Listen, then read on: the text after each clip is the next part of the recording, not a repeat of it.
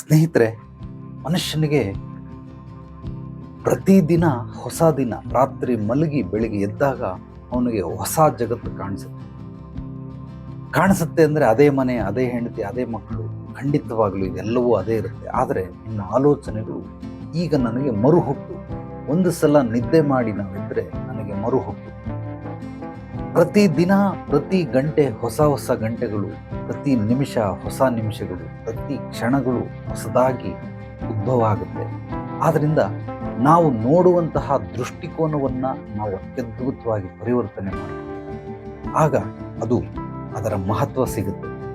ಪ್ರತಿಯೊಬ್ಬ ಯಾಂತ್ರಿಕ ಬದುಕನ್ನು ಬದುಕ್ತಾ ಇರ್ತಾನೆ. ಕೆಲವರನ್ನು ನೋಡಿ ಬೆಳಿಗ್ಗೆ ಎದ್ದೇಳ್ತಾರೆ, ಸ್ನಾನ ಮಾಡ್ತಾರೆ, ನಾಷ್ಟ ಮಾಡ್ತಾರೆ, ಕೆಲಸಕ್ಕೆ ಹೋಗ್ತಾರೆ, ಬರ್ತಾರೆ, ಮಲ್ಕೊಳ್ತಾರೆ. ಅದೇ ಸ್ಥಳ, ಅದೇ ಕೆಲಸ, ಅದೇ ಇದು. ಹೊಸತನ್ನ ಏನನ್ನೂ ಸ್ವೀಕರಿಸೋದಿಲ್ಲ. ಇಂಥವ್ರಿಗೆ ಹೊಸ ಜಾಗಕ್ಕೆ ಹೋಗ್ಬೇಕು, ಹೊಸಬರನ್ನು ಪರಿಚಯ ಮಾಡ್ಕೊಳ್ಬೇಕು, ಹೊಸ ಪುಸ್ತಕಗಳನ್ನು ಓದಬೇಕು, ಹೊಸದಾಗಿ ವಿಚಾರಗಳನ್ನು ತಿಳ್ಕೊಳ್ಬೇಕು. ಆ ರೀತಿ ಒಂದು ಹವ್ಯಾಸಗಳನ್ನು ಬೆಳೆಸ್ಕೊಂಡಿರೋದು. ಆದ್ರಿಂದ ಇವ್ರಿಗೆಲ್ಲೋ ಒಂದು ಕಡೆ ಅವರು ಪಾತಾಳಕ್ಕೆ ಇಳಿತಾ ಇರ್ತಾರೆ. ಈ ಕೆಸರಲ್ಲಿ ಮನುಷ್ಯ ಮುಳುಗೋಗೋ ರೀತಿಯಲ್ಲಿ ನಿಧಾನವಾಗಿ ಮುಳುಗ್ತಾ ಇರ್ತಾರೆ. ಅಂದರೆ ಬೇಸರದ ಜೀವನವನ್ನು ನಡೆಸ್ತಾ ಇರ್ತಾರೆ. ಈ ಬೇಸರದಿಂದ ಹೊರಗೆ ಬರಬೇಕು ಅಂದರೆ ಪ್ರತಿ ಕ್ಷಣವನ್ನು ಎಂಜಾಯ್ ಮಾಡಬೇಕು. ಪ್ರತಿ ನಿಮಿಷ ಹೊಸ ಹುಟ್ಟು ನಮಗೆ. ಪ್ರತಿ ಗಂಟೆ, ಪ್ರತಿ ದಿನ, ಪ್ರತಿಯೊಂದು ಕ್ಷಣವನ್ನು ನಾವು ಎಂಜಾಯ್ ಮಾಡ್ತಾ ಇದ್ದೀವಿ. ಆಗ ಇದು ನಮಗೆ ರೂಢಿಗತವಾಗುತ್ತೆ.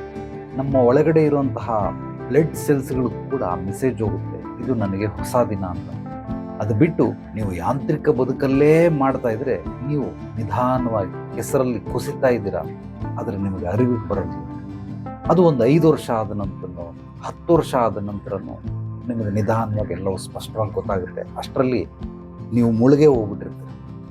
ಆದ್ದರಿಂದ ಸಾಧ್ಯವಾದಷ್ಟು ಎಲ್ಲವನ್ನ ಎಂಜಾಯ್ ಮಾಡೋದಕ್ಕೆ ನೋಡಿ.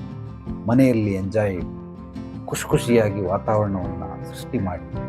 ಹೊರಗಡೆ ಎಲ್ಲಿರ್ತೀರ, ಕೆಲಸದಲ್ಲಿ ಅಥವಾ ಸ್ನೇಹಿತರ ಜೊತೆಲಿ, ಬಂಧು ಬಳಗದ ಜೊತೆಲಿ ಸಾಧ್ಯವಾದಷ್ಟು ವಾರಕ್ಕೆ ಒಂದು ದಿವಸ ಮನೆ ಬಿಟ್ಟು ಹೊರಗಡೆ ಹೋಗಿ ಸುತ್ತಾಡುವಂಥ ಒಂದು ಪ್ರಯತ್ನ ಮಾಡಿ.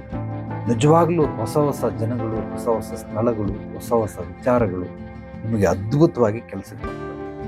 ಓಕೆ, ಈ ರೀತಿ ಮಾಡೋದ್ರಿಂದ ನಿಮ್ಮ ಜೀವನವನ್ನು ಕೂಡ ಹೊಸ ರೀತಿಯಲ್ಲಿ ಅನುಭವಿಸೋದಕ್ಕೆ ಇದೊಂದು ಮಾರ್ಗ ನಿಮಗೆ ಸಹಾಯಕ್ಕೆ ಬರುತ್ತೆ. ಮೂಲವಾಗಿ ಇದು ಆಂತರಿಕವಾಗಿ ನಿಮ್ಮ ಆಲೋಚನೆಗಳನ್ನು ಬದಲಾಯಿಸುವಂತಹ ಮಹಾಕ್ರಿಯೆ. ಇದನ್ನು ಪ್ರತಿಯೊಬ್ಬರು ಅಳವಡಿಸ್ಬೋದು.